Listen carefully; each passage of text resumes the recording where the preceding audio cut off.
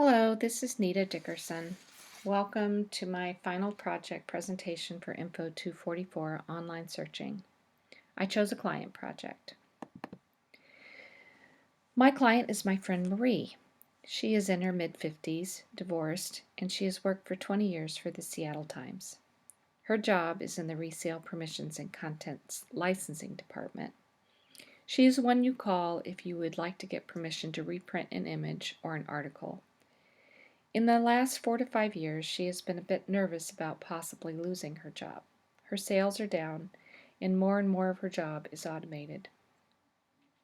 Marie enjoys writing and has published a few human interest pieces. She was thinking she might start looking for a side gig to bring in more income. Recently, having picked up a couple of romance novels, she was surprised at how fun they were, full of witty dialogue and exciting characters. She had thought that maybe she could write romantic fiction. Briefly, I would like to go over the process of the client project.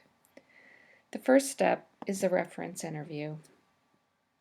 In our textbook, Bell and Brown tell us how important the reference interview is to come up with the real questions, to know how the client is going to use the information, and what are the client's expectations for the results. Once you know the question, then you can come up with what databases would give you your best search results. Also coming up with command lines and key concepts.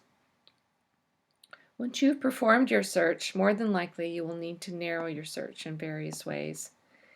And once you have those searches together, you'll need to analyze them and figure out what is best for your client.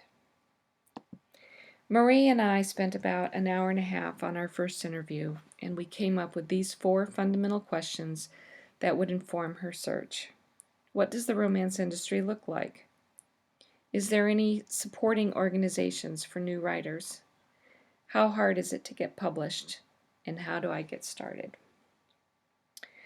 I decided to start the search with ProQuest Dialog. I looked through 64 databases and chose 8 that looked like they might have information for the publishing industry. I was also hoping to pull in some social science and multidisciplinary sources about the romance writing field.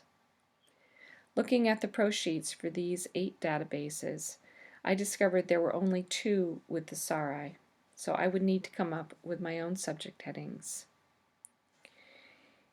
Here I listed 2 of my command line searches that I used in ProQuest Dialog, and one that I had used in Nexus. My ProQuest Dialog search, I initially came up with over 2,000 documents, but narrowing it by date for the last 9 to 10 years, I brought the count down to around 450. I think I spent most of my time scanning through all the articles, opening them, and copying those that I thought would be useful. While going through my results, I also took note of any subject headings that might broaden my topic. I did additional searches in Nexus, hoping to access trade journals like Publishers Weekly. I also scanned for references that I might want to look up using Google. After pulling together over 24 pages of articles and news documents, I emailed Marie and she reviewed them, letting me know what was working for her and what wasn't. I want to cover some of the information that I gleaned and divide it by the questions that they answer. Question 1, what does the industry look like?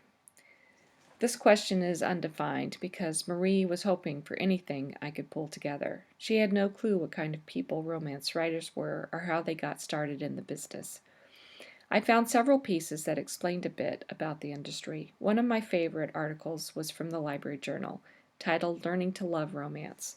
This short piece covered many subgenres within the romance field. This one article pointed Marie towards successful writers in areas like historical romances, romantic suspense, paranormal romances, erotic romances, contemporary romances, and LGBTQ romances. It was a treasure trove. I also found a little article in Nexus about a documentary that had come out in 2015. By searching in Google, I discovered that it was available to stream on Canopy, a service offered through our local library system for free. This film was a perfect way for Marie to see what the industry looked like through its authors and publishers. It was a very uplifting documentary. Finishing out this question was a New York Times article discussing diversity, as well as an NPR piece that talked about the need for more diversity in romance writing industry. The second question was, are there supporting organizations? As I was scanning document after document, I kept seeing statistics from the RWA. The RWA says this, and the RWA says that. Come to find out, the RWA is the Romance Writers of America, and they have 5 chapters in Washington State. Yay, Marie! There is even a conference coming up in October. It will take a bit of commitment, though, since to be a member you have to submit a 20,000-word document as proof of serious pursuit before they will take your yearly fee of $99 and let you join the club. A couple of articles that worked well for question 3, how hard is it to publish, were publishing trends for 2018 found in a Google search. This piece discussed the rising trend for authors to self-publish and also to use Amazon as a distributor. It examined the hardships of marketing and the difficulties you have when you go it on your own. I also gave Marie a current list of publishers that accept unsolicited manuscripts. There was also an exciting little piece about the rise of streaming entertainment and how there are more and more stories moving from print to screen very quickly. The streaming rom-com industry is exploding on Netflix and Amazon. Using resources from the Library Journal, I searched for author blogs. Romance writers tend to be very supportive of others in the industry, and I found lots of good material in blogs and author YouTube videos. I believe this venture was successful for both me and Marie. When I talked with her a few days ago, this is what she said. The 20-minute technique was one discussed in one of the YouTube videos I had sent to Marie. I am so glad we both had this opportunity. I am sure we will continue on this searching odyssey as Marie moves forward in her romance writing attempts. One thing that I did not do, but intended to do, was to sit down with Marie and give her a little training session on searching online. She does some of this for her job, but with my newfound skills, I bet we could learn even more together. Brown and Bell talk about how important it is to include instruction when you are researching with someone.